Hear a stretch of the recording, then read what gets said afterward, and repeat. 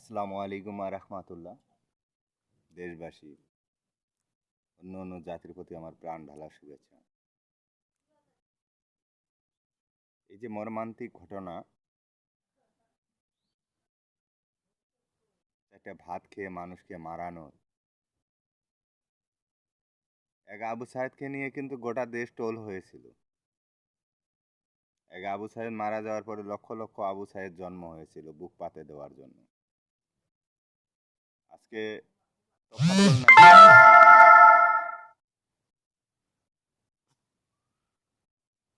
তোফাজ্জল নামে যে ব্যক্তিটি সাধারণ চারটা ভাতের জন্য প্রাণ দিয়ে গেলেন, এ কি মানুষের বিবেকে লাড়া দেয় না?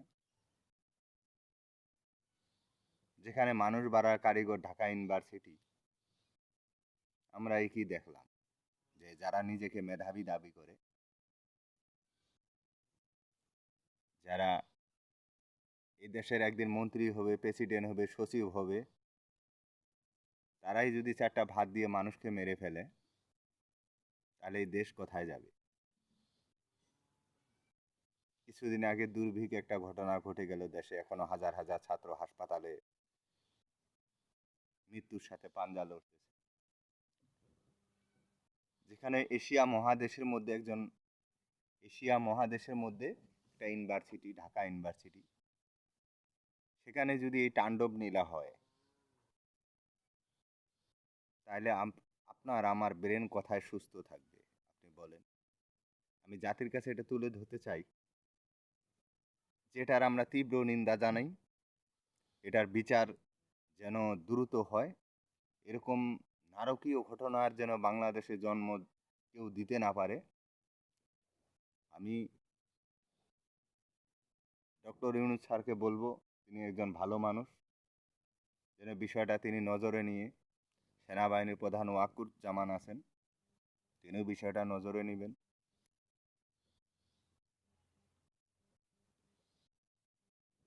যে দেশ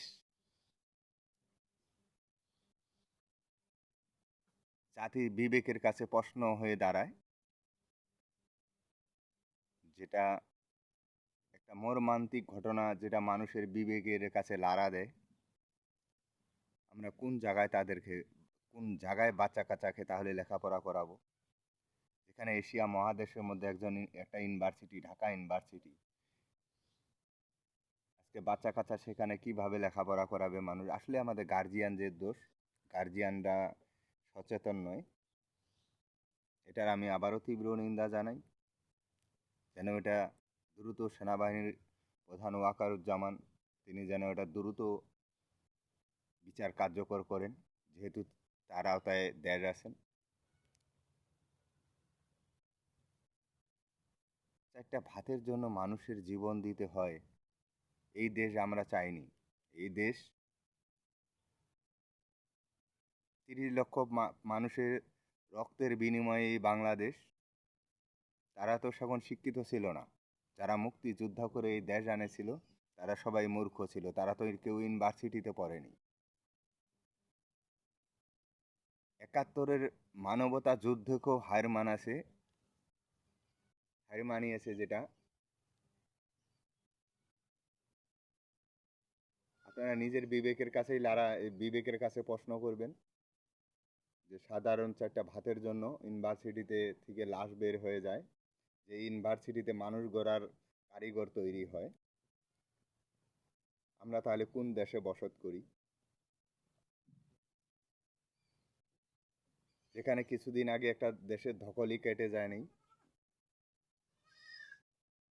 ফ্যাসিস্ট সরকারের কাছে মুক্তি হওয়ার পরে আবারও আমরা তাণ্ডব নীলা দেশে দেখতেছি। এক আবু সাহেদের কারণে কিন্তু হাজার মানুষ রাস্তায় নেমে এসেছিল। আমি মনে করব যে সেই ছেলেটার জন্য যেন হাজারো মানুষ তীব্র নিন্দা জানায়। সোশ্যাল মিডিয়ায় যেন বেশি বেশি করে ঝড় উঠে। আপনারা অবশ্যই লাইক কমেন্ট শেয়ার করবেন। এই ভিডিওটা যেন প্রধান ওয়াকারুজ্জামান পর্যন্ত পৌঁছে, আমার যাতে ফ্রেন্ড ফলোয়ার আছেন তাদেরকে আমি বিনোদে রিকোয়েস্ট করব, এই ভিডিওটা অন্তপক্ষ যেন আপনারা বেশি বেশি করে লাইক কমেন্ট শেয়ার করবেন। আসলে স্বদেশ হয়েছে